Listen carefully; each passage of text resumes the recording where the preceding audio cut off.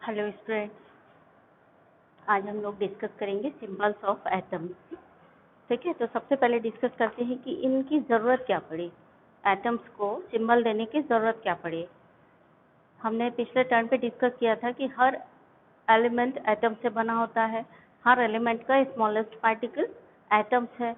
हमारे चारों तरफ जितनी भी चीज़ें हैं वो सभी एटम्स से बनी हुई हैं, यानी कोई भी ऐसी चीज नहीं है जिसमें एटम ना हो। Atom is the smallest building unit of the substance. ठीक है, तो क्वेश्चन ये आ रहा है कि हम उन एटम्स को पहचानेंगे कैसे। ठीक है, जैसे आप क्लास में बैठते हो, तो बहुत सारे बच्चे हैं क्लास में, तो हम आपको कैसे बुलाते हैं? नाम लेकर के बुलाते हैं, रोल नंबर से बुलाते हैं, तभी पहचान पाते हैं कि हाँ ये हम उस लड़के को बुला रहे हैं, उस लड़की को बुला रहे हैं। सारे बच्चे तो एक जैसे हैं, सभी लड़कियां हैं, बहुत सारे लड़के भीड़ में, बहुत तुम सब बैठे हो लड़के, किसी एक को हम कैसे बुलाएंगे? लड़का कह के बुलाएंगे तो कोई नहीं सुनेगा, पहचान नहीं पाएगा कि किस लड़के को बुला रहे हैं। उसी तरह से हम किस एलिमेंट के एटम की बात कर रहे हैं, अगर हम आपसे करें कि एलिमेंट में ऐसा एटम होता है, ये होता है, अभी आप तो नहीं पहचान पा रहे कि हम किस एलिमेंट की बात कर रहे हैं, क्योंकि एटम मतलब हर एलिमेंट में एटम होता है। तो हम कैसे पहचानेंगे हर एक एलिमेंट के एटम को? जिस तरह से आपकी आइडेंटिटी क्लास में आपके नाम से है, उसी तरह से एलिमेंट की आइडेंटिटी काहे से होगी? उसके एटम के नाम से होगी कि हाँ इसमें ये वाला एटम है तो इसका ये नाम है, इसका ये एटम का स्ट्रक्चर है तो इसका ये नाम है, इस एलिमेंट में ये एटम का स्ट्रक्चर है तो इसका ये नाम है। तो इस तरह से एलिमेंट को आइडेंटिफाई करने के लिए, अलग अलग पहचानने के लिए उनको, एटम को एक नाम दिया गया और एक सिंबल दिया गया, जिससे हम ये पहचान सके कि अगर एटम का ये स्ट्रक्चर है तो उस एलिमेंट का ये नाम होगा। ठीक है, अब उस नाम को, हम उस स्ट्रक्चर को याद कैसे रखेंगे? तो सबसे पहले प्रयास किया डाल्टन ने। डाल्टन ने बताया हर एलिमेंट के लिए कि ऐसे सिंबल होना चाहिए, तो उन्होंने हाइड्रोजन को ये सिंबल दे दिया। First, Dalton was first to use symbols to denote atoms of different element. मतलब डिफरेंट एलिमेंट्स के एटम को डिनोट करने के लिए सबसे पहले डाल्टन ने प्रयास किया, और उन्होंने बताया कि हाइड्रोजन का जो, उन्होंने अपने सिंबल बताए, हाइड्रोजन के लिए ये सिंबल दे दिया, लेड के लिए ये गोला बना के एल लिख दिया, सिंबल दे दिया, हाइड्रोजन के लिए गोला बना के एक बिंदी रख दी, डॉट रख दिया, है ना। कार्बन के लिए गोला बना के उसको ब्लैक कलर कर दिया, आयरन के लिए गोला बना के उसके अंदर आई लिख दिया, ऑक्सीजन के लिए सिर्फ खाली गोला बना दिया, नाइट्रोजन का ऐसे करके गोला बना के एक लाइन खींच दी, सल्फर में गोला बना के क्रॉस लगा दिया, फॉस्फोरस में गोला बना के ये 3 डंडियां खींच दी, कॉपर में गोला बना के सी लिख दिया, जिंक में गोला बना के जेड लिख दिया। बट बहुत सारे एलिमेंट्स हैं और सबके इस तरह से अलग अलग स्ट्रक्चर याद करना बहुत मुश्किल है, और अगर आपको भी 9th में दे दिए जाते याद करने के लिए तो आपको तो बहुत बड़ा सिर दर्द हो जाता कि ये क्या हमको याद करने के लिए दे दिया गया, आप भी याद नहीं कर पाते।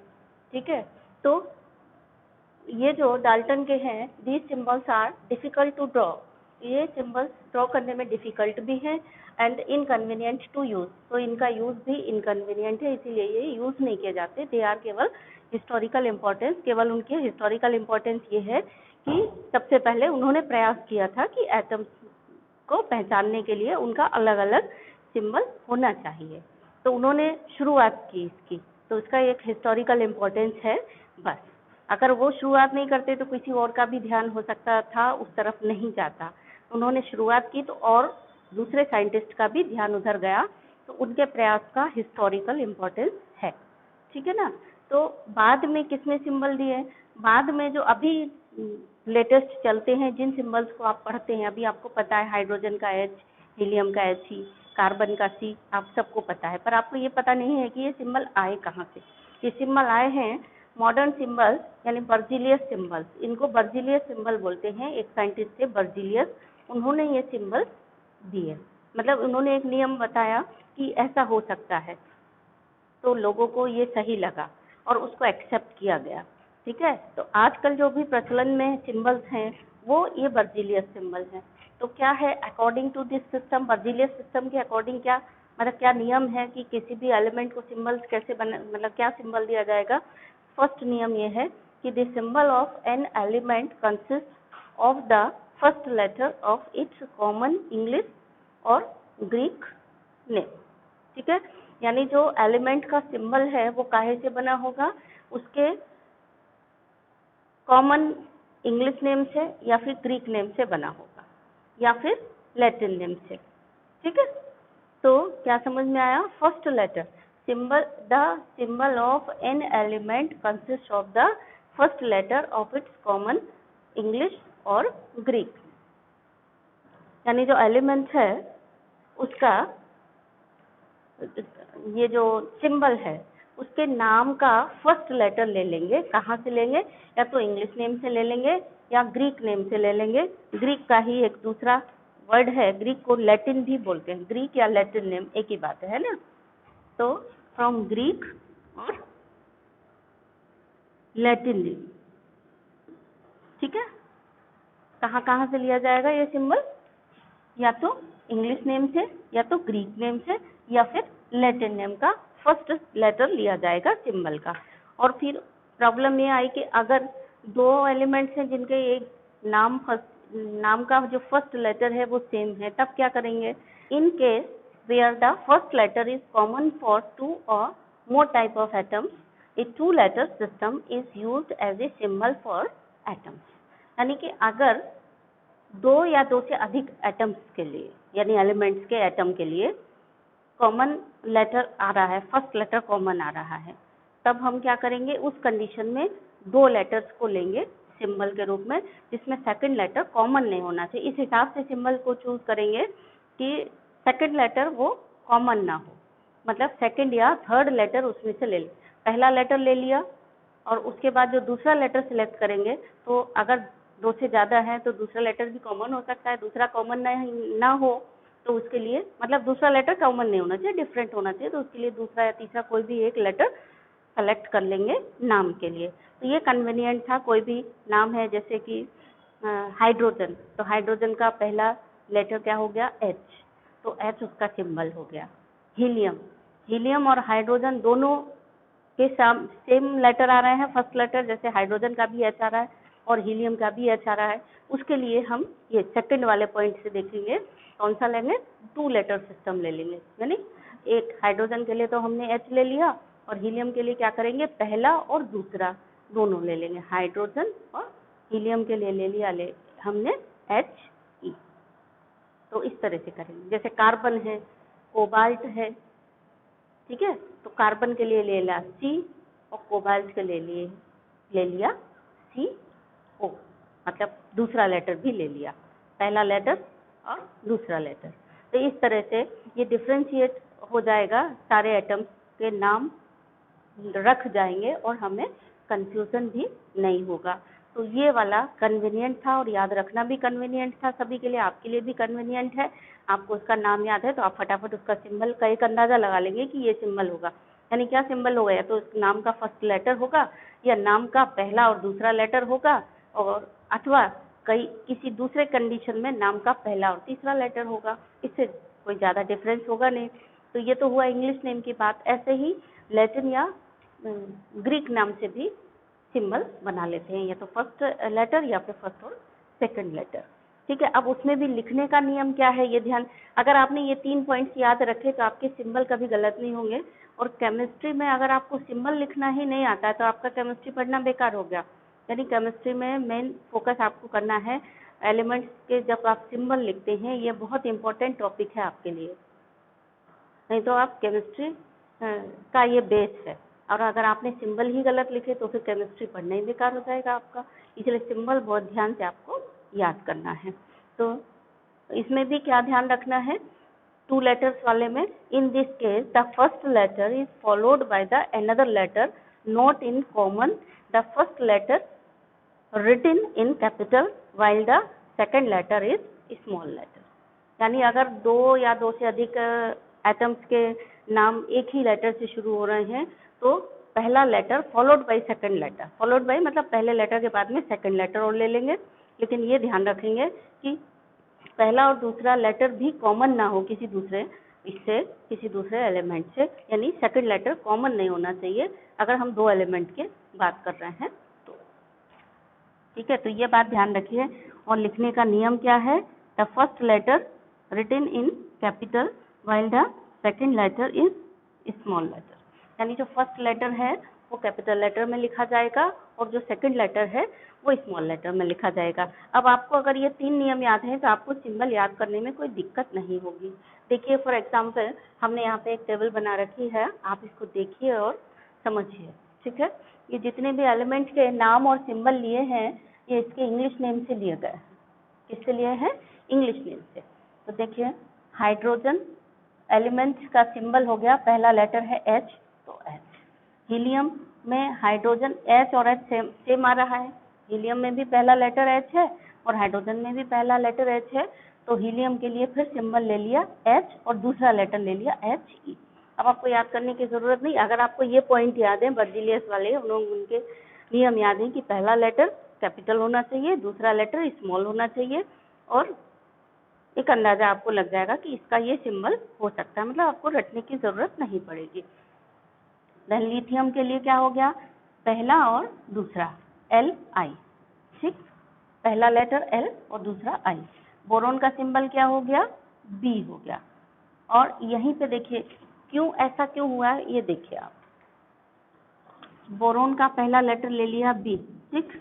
अब ये देखो ब्रोमीन, ब्रोमीन का भी पहला लेटर B है और बोरोन का भी पहला लेटर B है, तो बर्जिलियस ने क्या बताया कि हम पहला और दूसरा सेलेक्ट कर लेंगे, ठीक। अब यहाँ देखिए बेरिलियम का भी पहला लेटर B है और बेरियम का भी पहला लेटर B है। B के 4 एलिमेंट हो गए जिनका पहला लेटर B है, तो उनके नाम में के नाम तो डिफरेंट है ही, उनके सिंबल डिफरेंट करने के लिए हमने क्या किया कि बोरोन को मान लिया कि इसका सिंबल है B और ब्रोमीन का मान लिया सिंबल Br है, क्योंकि पहला और दूसरा लेटर ले लिया, ठीक है। अब बेरियम का सिंबल Ba क्यों ले लिया? क्योंकि बेरियम के नाम का पहला लेटर ले लिया और दूसरा लेटर ले लिया, ये हो गया बेरियम का। ऐसा ही बेरिलियम के केस में किया, बेरिलियम के केस में नाम का पहला लेटर और दूसरा लेटर ये सिंबल हो गया। अब समझ में आया ना? अगर एक ही लेटर सेम लेटर है, सेकंड पॉइंट ये वाला, अगर 2 या 2 से अधिक एलिमेंट के नाम एक ही फर्स्ट लेटर से शुरू हो रहे हैं, उस केस में हम क्या करेंगे? पहला लेटर और दूसरा लेटर, 2 लेटर ले लें। एक के लिए तो हम सिर्फ पहला लेटर लेंगे, जैसे यहाँ बोरोन के लिए ले लिया, सिर्फ पहला लेटर ले लिया B, और बाकी बचे 3 उनके लिए क्या करेंगे? उनके लिए पहला और दूसरा लेटर ले लिया। अगर पहला और दूसरा भी कॉमन हो रहा होता तब हम क्या करते? फिर तीसरा, पहला और तीसरा, किसी एक के लिए पहला और तीसरा ले लेते, बाकी के लिए पहला दूसरा। ज़्यादातर पहले और दूसरे लेटर में ही सारे सिंबल्स आ गए हैं, ठीक। तो इस तरह से आपसे क्वेश्चन भी पूछा जा सकता है कि कोई ग्रुप बताइए जिसमें 4 एलिमेंट के सेम लेटर से नाम शुरू हो रहे हों और उनके सिंबल भी लिखिए। ऐसा कोई क्वेश्चन पूछा गया है, ऐसे 4 ग्रुप बनाइए। तो आपके लिए टास्क है, आप कम से कम 5 ग्रुप ऐसे पीरियोडिक टेबल में खोजेंगे, 5 ग्रुप, ये आपका टास्क है, ठीक है ना। 5 ग्रुप खोजेंगे ऐसे एलिमेंट के जिनका नाम पहला लेटर जो है वो सेम हो, नाम का पहला लेटर सेम है, तो उनके सिंबल्स और उनके नाम, इस तरह से ग्रुप बनाएंगे। जैसे 5 ग्रुप आप खोजेंगे और खोज करके हमें भेजेंगे। 5 ग्रुप खोजेंगे एलिमेंट के, उनमें एलिमेंट का नाम लिखेंगे और सिंबल लिखेंगे, और उसमें ये लिखेंगे कि ये वाला ग्रुप का पहला लेटर कौन सा लेटर है। जैसे अभी हमने बताया, जैसे ये एक ग्रुप हो गया, 1 2 3 4, ये कैसा ग्रुप हो गया? इसका जो पहला लेटर है वो B से शुरू हो रहा है। ऐसे ही आप खोजेंगे, तो इसमें जैसे पहला लेटर B से शुरू हो रहा है तो आप लिखेंगे group in which first letter starting from B। ऐसे आप 5 ग्रुप बनाएंगे जिसमें किसी और से, किसी में C से शुरू हो रहा हो, किसी से N से शुरू हो रहा हो, ऐसे वाले ग्रुप आप ढूंढ करके इसमें से कम 5 छांटेंगे। देखिए आपको मिलते हैं कि नहीं मिलते हैं, ठीक है। तो ये हो गया। देन कार्बन, कार्बन का यहाँ पे ये देखिएगा आप ध्यान से, मैं आपको जिस क्रम में समझा रही हूँ आप वैसे नोट्स बनाना। टेबल जब ये एलिमेंट के और सिंबल की बनाओगे तो पहले ये टेबल बनाना, फिर इसी के नीचे कंटिन्यूएशन में ये बनाना, उसी के नीचे कंटिन्यूएशन में ये बनाना, ठीक है। ऐसे पूरी एक साथ नहीं बनाना, ये फिर ये और फिर ये। तो कार्बन का सिंबल आ गया C, फर्स्ट लेटर सी। नाइट्रोजन का सिंबल आ गया एन, ऑक्सीजन का सिंबल आ गया ओ। अब देखो इस तरह से दिमाग लगाने की जरूरत नहीं है ना, इनके केस में दिमाग लगाने की जरूरत हो रही थी सिंबल पे, अब यहाँ सिंबल पे दिमाग लगाने की जरूरत नहीं हो रही। फ्लोरीन का सिंबल क्या है, पहला लेटर यानी एफ। नियोन का सिंबल क्या है, क्योंकि नाइट्रोजन का एन है और नियोन का भी एन से शुरू हो रहा है, तो हमने फिर नियोन को पहला और दूसरा दे दिया, यानी नियोन का सिंबल हो गया एन ई, क्योंकि नाइट्रोजन का हमने एन ले लिया। इसी तरह से मैग्नीशियम का सिंबल क्या हो गया, एम जी। सिलिकॉन का सिंबल हो गया एस आई। फॉस्फोरस का सिंबल हो गया पी। सल्फर का सिंबल हो गया एस। क्योंकि सल्फर का हमने एस दे दिया था, इसलिए सिलिकॉन को सिंबल क्या दे दिया, एस आई दे दिया, यानी पहला और दूसरा लेटर दे दिया। और सिंबल लिखने का नियम यही है कि पहला लेटर कैपिटल हो। कई बच्चे दूसरा लेटर भी कैपिटल लिख देते हैं, तो दूसरा लेटर स्मॉल होना चाहिए, ये नियम है। और कई बच्चे क्या करते हैं, पहला भी स्मॉल और दूसरा भी स्मॉल, तो वो भी गलत है। पहला लेटर कैपिटल होना चाहिए सिंबल लिखने के लिए, और दूसरा लेटर स्मॉल होना चाहिए।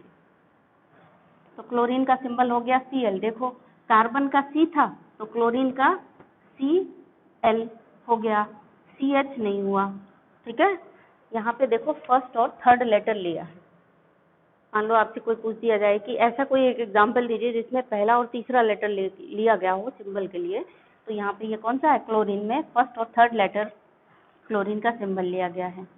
ब्रोमीन का आपको बता ही चुके, आयोडीन में फर्स्ट लेटर आई लिया गया है सिंबल के लिए। एल्यूमिनियम का फर्स्ट लेटर Al लिया गया है सिंबल में। गैलियम का फर्स्ट और सेकंड दोनों लिए गए हैं Ga। जर्मेनियम में पहला और दूसरा यानी Ge लिया गया है सिंबल। पहला बड़ा लेटर है कैपिटल है, दूसरा लेटर स्मॉल है। जिंक का पहला और दूसरा यानी Zn। मैग्नीज का Mn। कैडमियम का मतलब मैग्नीज में भी पहला और तीसरा है। देखो फर्स्ट और थर्ड वाले कॉम्बिनेशन देखिए, एक तो ये हो गया आपका क्लोरीन जिसमें पहला और तीसरा लिया गया सिंबल, और एक मैंगनीज, मैंगनीज में लिया गया है पहला और तीसरा। अच्छा बच्चे ये गलती बहुत करते हैं, मैग्नीशियम और मैंगनीज, मैग्नीशियम पढ़ते समय गलती करते हैं। मैग्नीशियम का नाम ध्यान से पढ़ना है, मैंगनीज का नाम भी ध्यान से पढ़ना है। तो मैग्नीशियम का देखो ये मैग्नीशियम है, मैग्नीशियम का लिया Mg, इसमें भी पहला तीसरा लिया है मैग्नीशियम में भी, फर्स्ट और थर्ड। ठीक है, पहला और तीसरा। मैंगनीज में भी पहला तीसरा लिया, क्लोरीन में भी पहला तीसरा लिया, ऐसे कैडमियम में भी पहला और तीसरा लिया है सिंबल के लिए। आर्गन में पहला दूसरा लिया है, क्रिप्टन में पहला दूसरा लिया है, जिनोन में भी पहला दूसरा, रेडोन में Rn लिया है। Rn कौन सा लिया, देखो पहला दूसरा तीसरा चौथा पांचवा जाकर के लिया। रेडोन का सिंबल क्या है, फर्स्ट और फिफ्थ, मतलब रेडोन में पहला और दूसरा नहीं है। ये छोटी छोटी चीजें आपको याद रखनी है। स्ट्रोंशियम में पहला और तीसरा लिया है Sr। कैल्शियम में पहला दूसरा लिया है, बेरिलियम में पहला दूसरा, स्कैंडियम में पहला दूसरा लिया है, टाइटेनियम का Ti हो गया, वेनेडियम का पहला लेटर हो गया V। ठीक है, तो आपके लिए दो क्वेश्चन हो गए। एक तो ग्रुप बनाना है आपको कि सेम लेटर से शुरू हो रहे हो एलिमेंट के नाम, जिनका पहला लेटर सेम हो, वो ग्रुप के सारे एलिमेंट एक साथ लिखने हैं और उनके सिंबल एक साथ लिखने हैं। और एक पीरियोडिक टेबल में आपको ये छांटना है, वो एलिमेंट छांटो जिनका सिंबल पहला और तीसरा लेटर मिला करके लिया गया है, इन प्लेस पहला और दूसरा, मतलब जिनमें पहला तीसरा लेटर लिया गया है as a symbol of element. First and third letter is taken as a symbol of element. तो ये दो क्वेश्चन हो गए आपको, ये क्वेश्चन आप करके सॉल्व और व्हाट्सएप पर मुझे भेजेंगे।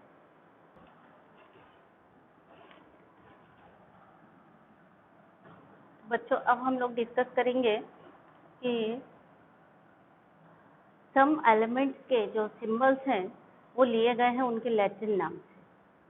तो ये बहुत इम्पोर्टेंट है ये, इसलिए हमने एक लिस्ट आपको दी है। ये लिस्ट ये बताती है कि कौन से एलिमेंट ऐसे हैं जिनके सिंबल्स हम उनके लैटिन नाम से लेते हैं। ये एलिमेंट है sodium, potassium, iron, copper, silver, antimony, mercury, lead, tin and gold. इनके सिंबल्स उनके लैटिन नेम से लिए जाते हैं, इंग्लिश नेम से नहीं लिए जाते, ये इनके इंग्लिश नेम हैं। पर इनके सिंबल अगर इंग्लिश नेम से लेते तो सोडियम का SO होता, पोटेशियम का PO होता, आयरन का IR होता, लेकिन ऐसा नहीं है। इनका सिंबल देखिए, सोडियम का सिंबल लेते हैं Na, क्योंकि इसका लैटिन नाम है नेट्रियम, तो नेट्रियम के पहले दो लेटर्स लेते हैं N। ठीक है। पोटेशियम का सिंबल का लैटिन नाम है पोटेशियम का कैलियम, तो इसका सिंबल लेते हैं पहला लेटर के। आयरन का लैटिन नाम है फेरम, तो इसका पहला लेटर लेते हैं एफ, पहला और दूसरा दोनों लेटर लेते हैं। कॉपर का लैटिन नाम है क्यूप्रम, तो कॉपर का जो हम सिंबल लेते हैं वो Cu लेते हैं, यानी पहला और दूसरा लेटर। सिल्वर का लैटिन नाम है अर्जेंटम, इसलिए सिल्वर के लिए सिंबल लिया जाता है Ag। एंटीमनी का लैटिन नाम है स्टीबियम, तो इसका सिंबल लेते हैं Sb। मरकरी का लैटिन नाम है हाइड्रोजाइरम, इसलिए इसका सिंबल लेते हैं Hg। लेड का लैटिन नाम है प्लम्बम, इसलिए सिंबल लिया जाता है इसका Pb। टिन का लैटिन नाम है स्टेनम, इसलिए इसका सिंबल लिया जाता है Fn। देखिए ध्यान से, लेड का लैटिन नाम प्लम्बम है, सिंबल में पहला लेटर और फोर्थ लेटर Pb लेते हैं, Pb, ठीक है। और टिन का है स्टेनम, तो यहाँ इसके सिंबल में लेते हैं Sn। और गोल्ड का सिंबल है Au, और इसका लैटिन नाम है ऑरम, तो ऑरम से पहला दूसरा लेटर ले लेते हैं Au, ठीक है। अभी 9th में तो आपसे ये पूछा जा सकता है कि सोडियम का लैटिन नाम बताइए, या एंटीमनी का लैटिन नाम बताइए, या मरकरी का लैटिन नाम बताइए। लेकिन जब आप 12th में आ जाएंगे तो कोऑर्डिनेशन कॉम्प्लेक्स में नेमिंग होती है, तो नेमिंग में हमें इनके लैटिन नेम के नाम से नेमिंग करनी पड़ती है। अगर ये वाला जो आयन है, जैसे आयरन आयन नेगेटिव स्फीयर में है, वो आप आगे चल के पढ़ेंगे, तो उसका नाम फेरेट होगा, यानी फेरम से बना है फेरेट। अगर आपने लैटिन नाम याद नहीं रखे तो आप फेरेट की जगह क्या लिख के आएंगे, आयरनेट लिख करके आएंगे। तो यहाँ पर इनके ज़रूरत पड़ेगी, मतलब लैटिन नाम की भी ज़रूरत पड़ेगी आपको 12th में जा कर के। इसलिए ये लैटिन नाम अभी 9th के लिए भी इम्पोर्टेंट है और आगे चल कर के 12th के लिए भी इम्पोर्टेंट है। तो इनके सारे लैटिन नाम किसका क्या है और सिंबल, ये आपको बहुत अच्छे से याद होने चाहिए, ठीक है।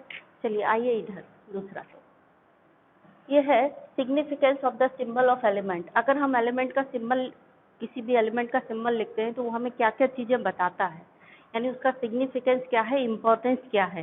केवल एक सिंबल लिखा होने से हमें उस चीज़, उसके बारे में, उस एलिमेंट के बारे में कितनी बातें पता चल जाती हैं, ये है। तो देखिए, इस symbol of an element represents, element का जो सिंबल है क्या क्या चीज़ें रिप्रेजेंट करता है। पहली बात तो name of the element, element का नाम रिप्रेजेंट करता है। जैसे H लिखा है तो हम तुरंत पढ़ेंगे कि हाइड्रोजन है, एलिमेंट है। One atom of the element, H लिखा है इसका मतलब एक एटम ऑफ एलिमेंट का एक एटम भी है। और a definite mass of the element equal to atomic mass in gram, अगर सिर्फ अकेला H लिखा है उसका मतलब वो हाइड्रोजन एटम का एटॉमिक मास भी रिप्रेजेंट कर रहा है, एटॉमिक मास इन ग्राम ये भी रिप्रेजेंट कर रहा है। इसको हम ग्राम एटॉमिक मास बोलते हैं, ठीक है। हाइड्रोजन H लिखा है तो हम इसको 1 ग्राम लिखते हैं। कैलकुलेशन में ये चीज़ें यूज होती हैं, ग्राम एटॉमिक मास लिया जाता है हमेशा कैलकुलेशन में। जब आप केमिस्ट्री के कोई भी कैलकुलेशन करेंगे तो वहाँ यू जो है एटॉमिक मास यूनिट, वो बहुत कम यूज होती है, यानी एक एटम का मास बहुत कम यूज होता है। वहाँ पे ग्राम एटॉमिक मास लिया जाता है, यानी एटॉमिक मास इन ग्राम, उसको बोलते हैं ग्राम एटॉमिक मास। अभी आगे आप इसको और डिटेल में पढ़ेंगे, तो अभी तो आप इतना समझिए कि a definite mass of the element equal to atomic mass in gram, यानी एलिमेंट का डेफिनेट मास जो एटॉमिक मास के बराबर होगा इन ग्राम, ग्राम में उसको, यानी अगर H लिखा है तो इसका मतलब वहाँ 1 ग्राम वजन हो गया उसका मतलब, क्योंकि एक हाइड्रोजन के 1 ग्राम एटम का वजन 1 ग्राम होता है। हाँ, हाइड्रोजन का एटॉमिक मास होता है 1, और अगर एटॉमिक मास को हम ग्राम में लें तो वो हो गया 1 ग्राम, यानी gram atomic mass of hydrogen क्या हो गया 1 ग्राम। यानी अकेला H लिखा है तो वो बता रहा है gram atomic mass of hydrogen, यानी एक वजन बता रहा है, निश्चित वजन कितना 1 ग्राम। अकेला N लिखा है तो वो बता रहा है कि 14 ग्राम है। अकेला वहाँ पर लिखा है, सपोज लिखा है वहाँ पर फ्लोरीन, ठीक है ना, तो फ्लोरीन लिखा है तो फ्लोरीन एटम का मास होता है 19, इसका मतलब वो 19 ग्राम बता रहा है, उसका एटॉमिक मास होता है 19, इसका मतलब एक F लिखा है मतलब 19 ग्राम मास इतना है, ठीक। 1 मोल ऑफ एलिमेंट कंटेन्स, एक मोल भी बताता, मतलब एक H अकेला लिखा है उसका मतलब एक एटम भी है और उसका मतलब 1 मोल एटम भी है। ठीक है, तो 1 मोल ऑफ एलिमेंट के 1 मोल को भी रिप्रेजेंट करता है अकेला सिंबल H लिखा है। H क्या क्या रिप्रेजेंट करेगा? हाइड्रोजन के एलिमेंट को भी रिप्रेजेंट कर रहा है। 1 एटम ऑफ द एलिमेंट ये भी रिप्रेजेंट कर रहा है कि एलिमेंट का 1 एटम है। वो ये भी रिप्रेजेंट कर रहा है वजन कितना है, मतलब 1 एटम लेंगे तो उसका वजन कितना होगा, मास कितना होगा, 1 U। अगर वो ग्राम एटॉमिक मास है तो उसका वजन होगा 1 ग्राम। एटॉमिक मास में ग्राम एटॉमिक मास में अंतर है। एटॉमिक मास मतलब यूनिफाइड यूनिट, बहुत छोटी सी होगी वो, और ग्राम एटॉमिक मास का मतलब होता है एटॉमिक मास को अगर ग्राम में ले ले तो। ठीक है, तो दोनों में अंतर है। वो 1 एटम ऑफ एलिमेंट भी बताता है और वो डेफिनेट मास भी बताता है, जो मास काय के बराबर है, ग्राम एटॉमिक मास के बराबर है, ये भी बताता है। और दूसरी बात ये बताता है कि 1 मोल ऑफ एलिमेंट का 1 मोल का मतलब है कि उसमें इतने एटम्स प्रेजेंट हैं। कितने? अगर 1 मोल एलिमेंट है तो उसमें इतने एटम्स प्रेजेंट है। कितने? 6.022 इंटू 10⁻23 एटम्स आर प्रेजेंट। इन एटम्स की संख्या को, यानी ये जो संख्या है कहलाती है एवोगैड्रो नंबर। जैसे 12 का मतलब दर्जन, 2 का मतलब पेयर, वैसे ही इतनी संख्या का मतलब एवोगैड्रो नंबर। आपसे कहा ना 1 दर्जन, तो आप तुरंत समझ जाते हैं 1 दर्जन मतलब 12। 1 पेयर मतलब आप तुरंत समझ जाते हैं 2 नग। वैसे ही अगर हमने कहा एवोगैड्रो नंबर तो आप तुरंत समझ जाओ एवोगैड्रो नंबर मतलब कितनी संख्या होगी, 6.022 इंटू 10⁻23 संख्या होगी। ठीक, फॉर एग्जाम्पल से ये चीज आपको बताई जा रही है। The symbol N stand for, यानी अगर N अकेला लिखा है तो वो क्या क्या चीजें रिप्रेजेंट कर रहा होगा। सिंबल अकेला N लिखा है तो क्या क्या चीजें रिप्रेजेंट करेगा? एलिमेंट नाइट्रोजन को रिप्रेजेंट कर रहा है। दूसरा 1 एटम ऑफ नाइट्रोजन को भी रिप्रेजेंट कर रहा है। जब वो 1 एटम ऑफ नाइट्रोजन को रिप्रेजेंट करेगा तो उसका मास होगा 1 U। फिर है ये 14 ग्राम ऑफ नाइट्रोजन को भी रिप्रेजेंट कर रहा है। 14 ग्राम ऑफ नाइट्रोजन हुआ 1 ग्राम एटम ऑफ नाइट्रोजन। ठीक है, ये इसको थोड़ा डिटेल में ग्राम एटम क्या होता है, ग्राम एटॉमिक मास क्या होता है, हम लोग अगले वीडियो में डिस्कस करेंगे, तो उसको भी आप ध्यान से देखिए। ठीक है ना। तो 14 gram of nitrogen which is equal to the atomic mass of nitrogen expressed in gram, यानी नाइट्रोजन का एटॉमिक मास होता है 14 ग्राम का मतलब हुआ नाइट्रोजन के एटॉमिक मास को हमने ग्राम में रिप्रेजेंट कर दिया, तो वो कहलाया ग्राम एटॉमिक मास या ग्राम एटॉमिक मास। तो ग्राम एटॉमिक मास 1 GAM को भी रिप्रेजेंट करता है। नाइट्रोजन का अकेला N लिखा है, इसका मतलब वो 1 GAM को रिप्रेजेंट कर रहा है। GAM शॉर्ट में हो गया और फुल हो गया ग्राम एटॉमिक मास। ठीक है, 1 gram atomic mass, 1 gram atomic mass of nitrogen को रिप्रेजेंट कर रहा है 1 N, और उसका वजन कितना होगा, मास कितना होगा, 14 ग्राम होगा। ठीक है ना। तो 14 gram of nitrogen which is equal to the atomic mass of nitrogen expressed in gram.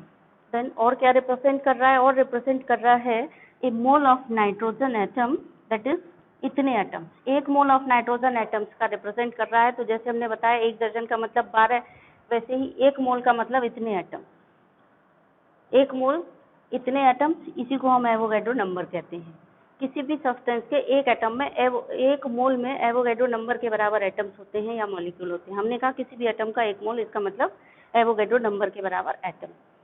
N अकेला लिखा है, इसका मतलब 1 मोल नाइट्रोजन। 1 मोल नाइट्रोजन का मतलब 6.022 इंटू 10⁻23 एटम्स ऑफ नाइट्रोजन, यहाँ हम कहें एवोगैड्रो नंबर के बराबर नाइट्रोजन। तो ये जो 2 टर्म यहाँ पर हैं, तीसरा और चौथा पॉइंट हो सकता है आपको कम समझ में आ रहा हो, ये आप जब अगली वीडियो देखेंगे ध्यान से, ये दोनों पॉइंट तब आपको और ज़्यादा समझ में आएंगे। ठीक है, तो अभी जितना पढ़ा है उसको बहुत अच्छे से आप तैयार करिए। और आपके लिए एक क्वेश्चन ये दिया है असाइनमेंट के लिए, what is the significance of the symbols O, Na, Ca and Mg। ये अगर सिंबल्स हैं तो इनका क्या सिग्निफिकेंस है। तो जिस तरह से आपने इसका सिग्निफिकेंस बताया है, उसी तरह से ये 4 क्वेश्चन हैं, इनके छोटे छोटे इनका सिग्निफिकेंस आप लिखेंगे, जिससे कंसेप्ट जो आपने जो भी पढ़ा है वो थोड़ा और क्लियर होगा। ठीक है।